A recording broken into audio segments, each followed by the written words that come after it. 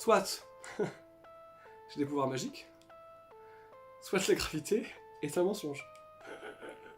Et donc si vous voulez, plus on va expérimenter, plus on va argumenter en fait, et plus ça va malheureusement, pour ceux qui résistent, qui s'accrochent à cette croyance du globe, démonter ou mettre à mal votre vision du monde.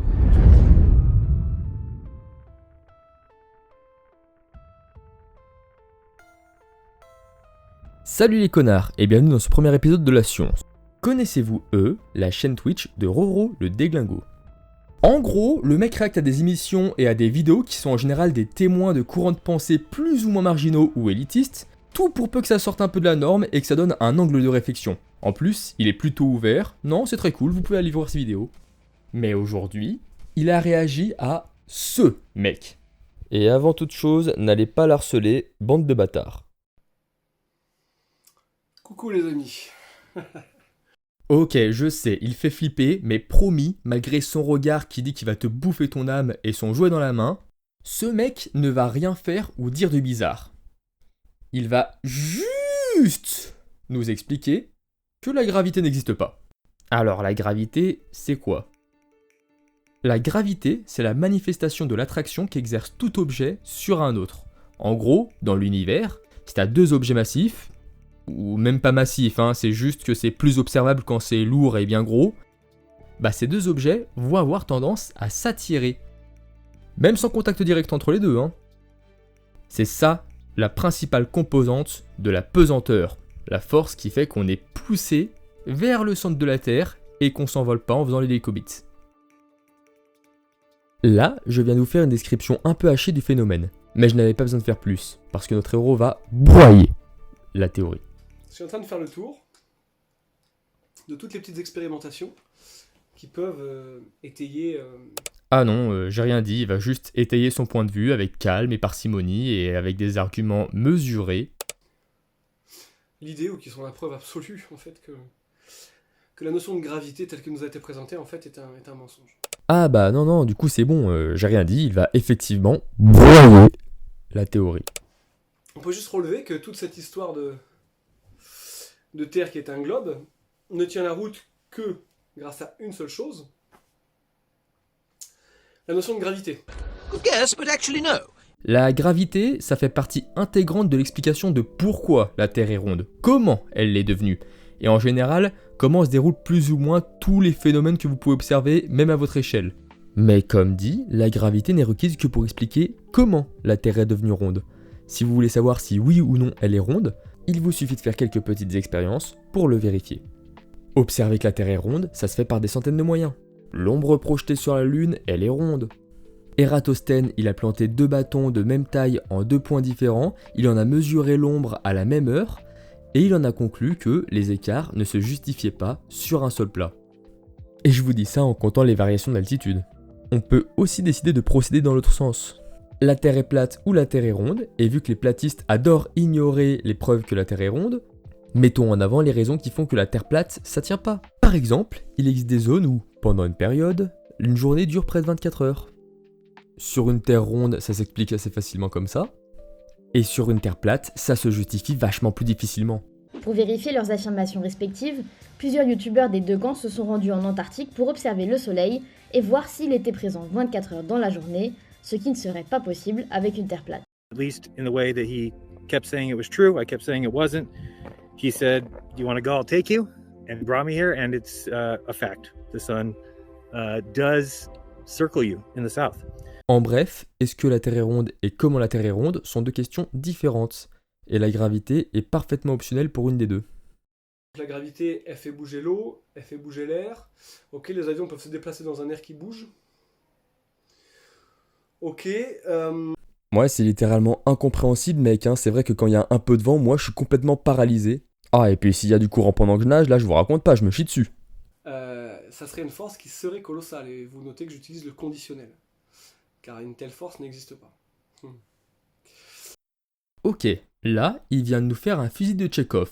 Je vous spoil pas, mais quand il a dit... Ça serait une force qui serait colossale. Il a dit à la fois toute sa théorie, et il a également dit pourquoi elle tient pas. J'ai été scientifique, ok, j'ai fait un DUT matériaux, j'ai fait des études, j'ai fait des calculs, j'ai fait comme vous, j'ai fait un bac S, Tout pareil. Tu peux être ingénieur et dire des grosses conneries sous le coup de la mauvaise foi, de croyances ou encore de préjugés. Tout comme un gamin de primaire peut dire des trucs très vrais. Par exemple, vous êtes en voiture, donc si on prend une vitesse linéaire donnée, on prend un virage, et là on se rend compte qu'en fait, il y a la force centrifuge qui nous éloigne du centre, qui nous emmène vers l'extérieur du virage et qui tend à faire basculer déjà notre corps, on le sent, on fait comme ça, on compense, et la voiture.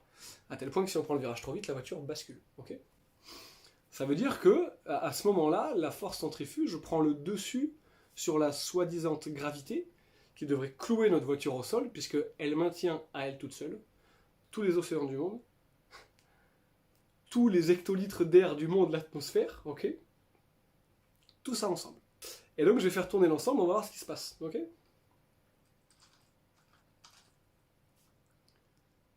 Et là on se retrouve quasiment à l'horizontale. J'ai généré avec mes 3 doigts, être humain de 1m75 sur une planète gigantesque, une force, en une fraction de seconde, en quelques secondes, j'ai généré une force plus grande que la gravité.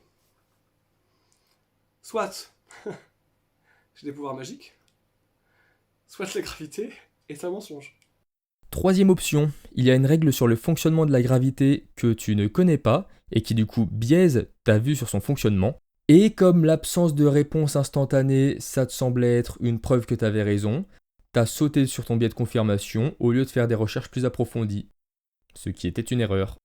Tout ce qu'on expérimente, sauter par la fenêtre et s'écraser par terre, c'est pas la gravité, c'est la densité.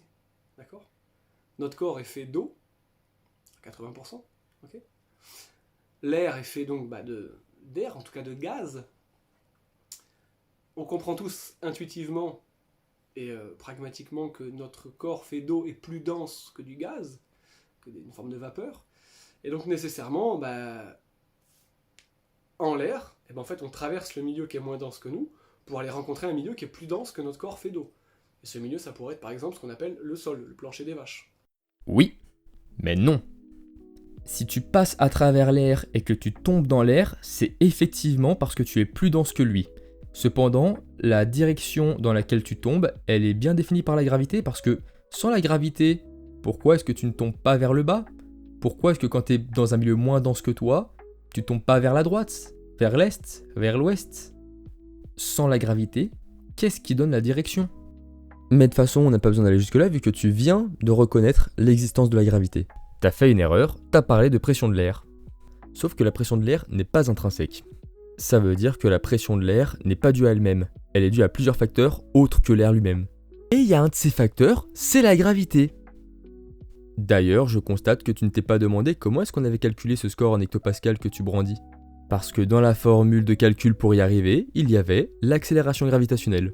Donc en gros, tu nous dis que la gravité n'existe pas, que tout est dû à un jeu de pression, alors que la pression est due à la gravité. Et quand on y réfléchit, c'est assez logique. Notons en plus que tu nous as parlé de vide spatial. On a donc autour de la Terre de l'air qui est sous pression, et autour de cet air, on a le vide spatial. Toi, tu nous dis que c'est logique que l'air soit en dessous du vide spatial parce qu'il y a moins de pression en lui, mais sans la gravité, l'air ne devrait pas aller sous le vide spatial. Ni au-dessus d'ailleurs. Non, sans la gravité, l'air devrait combler le vide spatial, il devrait s'y mélanger. Sur une Terre ronde, l'air ne se mélange pas au vide spatial parce qu'il y a la gravité qui le retient autour de la Terre. Non, parce que le réflexe de tout milieu sous pression, sans l'aide de la gravité, c'est de se dilater jusqu'à temps qu'il atteigne une pression égale à ce qui l'entoure. Ce qui résulte, quand on confronte l'air à du vide, à un mélange. L'air terrestre est dû à la gravité terrestre. Et d'ailleurs, la pression de l'air, tu pars du principe qu'elle est évidente, mais elle l'est pas. Torricelli a prouvé qu'elle existait, et il a même établi les premières tentatives de la calculer en comptant une certaine force d'attraction vers le bas. Il vivait au début du XVIIe, Newton n'avait pas encore normalisé le principe de gravité et ne l'avait pas encore calculé avec précision, mais quand même, Torricelli savait bien qu'il y avait un truc qui attirait vers le bas, autre que les jeux de pression qu'il essayait de calculer. Si bien qu'aujourd'hui, la formule pour calculer la pression d'un gaz ou d'un milieu, c'est ça. Et ça, là, tu vois, c'est littéralement la gravité. En d'autres termes, tu nous sors un chiffre qui a été calculé avec la gravité. Tu nous parles de vide spatial dont l'existence s'explique par la gravité. Et tu nous dis que tous les mouvements au bas sont dus à un jeu de pression, alors que la pression est due à la gravité. Et moi, contrairement à toi, je dis pas que c'est évident. Il y a des mecs qui ont calculé, il y a des mecs qui ont expérimenté, et tout est dans la description. Il n'y a pas besoin d'être ingénieur, il n'y a pas besoin de faire des calculs complexes. Il n'y a pas besoin d'avoir cette forme d'élitisme d'accès à la connaissance. Je confirme, il n'y a pas besoin. Il y a juste besoin d'arrêter de croire que, parce que tu ne connais pas une réponse, personne ne la connaît, et que ça veut dire que tout le monde te ment. Il y a juste besoin de te dire que tu connais pas la réponse, ok, elle doit être trouvable et pas si compliquée que ça à comprendre, au moins dans les grandes lignes. Du coup, en te disant ça, tu vas faire une recherche, et avec ta recherche, bah tu vas comprendre. Il y en a des interactions un peu pointues au niveau des 4 forces fondamentales qui font que même moi je bite rien, mais c'est à un certain niveau, et là pour le coup la question que tu te poses, je suis désolé, elle est clairement pas réservée à une élite intellectuelle. Là, t'avais juste besoin de faire une recherche Google. Bon, après ça, il va nous citer 2 ou 3 autres exemples sur lesquels je reviendrai, et encore rapidement, et il nous fait de la psycho, puis un dialogue où il dit qu'il blâme pas les sphéristes et autres. En passant, je le répète, n'allez pas le harceler, l'insulter ou autre équivalent. Bande de bâtards. Mais vu que c'est plus le sujet, passons directement à... Commençons par résumer l'hypothèse. Pour notre ami, la gravité ne peut pas exister. La raison à cela, c'est qu'elle est à la fois assez puissante pour retenir tous les océans du monde ainsi que tout l'air du monde, mais qu'elle est assez faible pour que nous, on puisse se déplacer, se mouvoir ou mouvoir des objets. Et je pense savoir même d'où lui est venue cette idée. Elle lui vient de la connaissance très générale que la gravité s'applique pareil pour tout. En effet, l'accélération gravitationnelle, souvent résumée G dans des équations, eh bien c'est la même que vous soyez un humain de 30 tonnes ou une fourmi, à savoir environ 9,8 mètres par seconde. Cependant, il y a un petit défaut, ça, c'est pas la force qui vous relie au sol. Ces 9,8 mètres par seconde ne s'appliquent pas à votre corps entier. Ils s'appliquent à chaque atome de votre corps, à chaque microcellule de votre corps. En gros, ça veut dire que sans compter la résistance du vent, chaque particule de votre corps en chute libre accélère de 9,8 mètres par seconde. Mais du coup, si vous voulez connaître la force qui relie votre corps en entier au sol, il faut multiplier cette accélération universelle à votre masse. Et c'est ainsi qu'on obtient votre poids, la valeur qui représente la force qui vous relie au sol. La force qui vous attire vers le centre, si vous préférez. Et là, vous devez déjà avoir compris où est-ce que notre ami se casse la gueule. Le poids, contrairement à l'attraction gravitationnelle, il n'est pas intrinsèque, c'est pas le même pour tout le monde, il dépend de votre masse. Et bah justement, les milliards de tonnes d'air qu'il y a dans le monde, ils n'ont pas la même masse que toi. Donc, ils n'ont pas le même poids que toi. Donc, ils sont pas reliés à la Terre avec la même force que toi. Ça, c'est ton poids, donc la force qui te relie au sol. Ça, c'est le poids de tous les océans du monde, à peu près. C'est pas le même, c'est pour ça que tu tiens au sol sans être écrasé. Et ce, alors que la même force d'origine permet de maintenir les océans au sol. Les éléments avec lesquels tu te compares n'ont pas la même masse que toi. C'est normal qu'ils n'aient pas le même poids que toi. Et en fait, tous les exemples, que ce soit celui de la voiture ou celui du jouet, ils s'expliquent pareil. Tu n'annules pas la gravité en faisant tourner ton jouet. Tu compenses le poids de l'objet que tu fais tourner. Une petite merdouille à 200 grammes comme ça, bah on va dire que ça fait 1 newton et quelques. Compenser la gravité sur un élément de cette masse-là, c'est pas vraiment un exploit. Bref, en d'autres termes, il te manquait juste une valeur pour comprendre la gravité, le poids. Heureux de te l'avoir apporté. Tout ceci étant dit, n'allez pas harceler ce mec.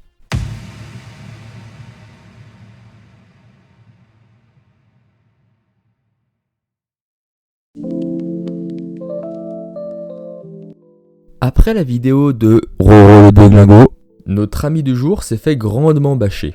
Forcément, vu son sujet, une partie de sa communauté a toujours été là pour le défoncer.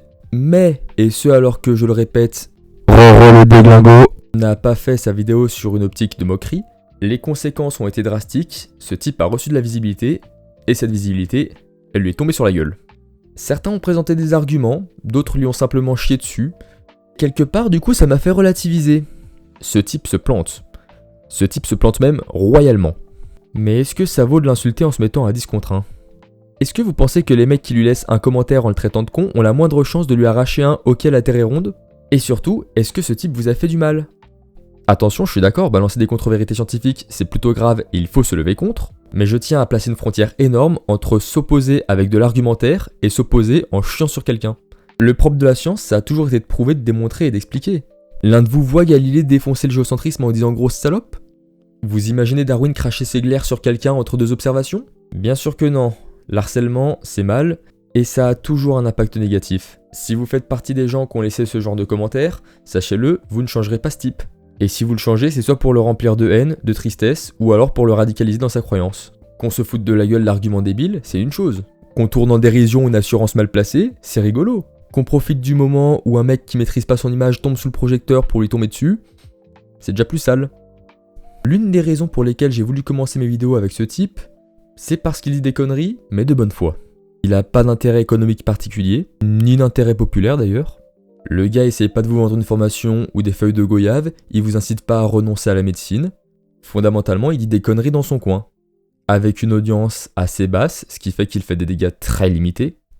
Et pourtant, dès lors qu'il a obtenu un peu de visibilité, ça a été le bashing. Et c'est un point que je voulais mettre très au clair dans cette série aussi vite que possible. La science existe pour débunker des conneries, pas pour défoncer des gens.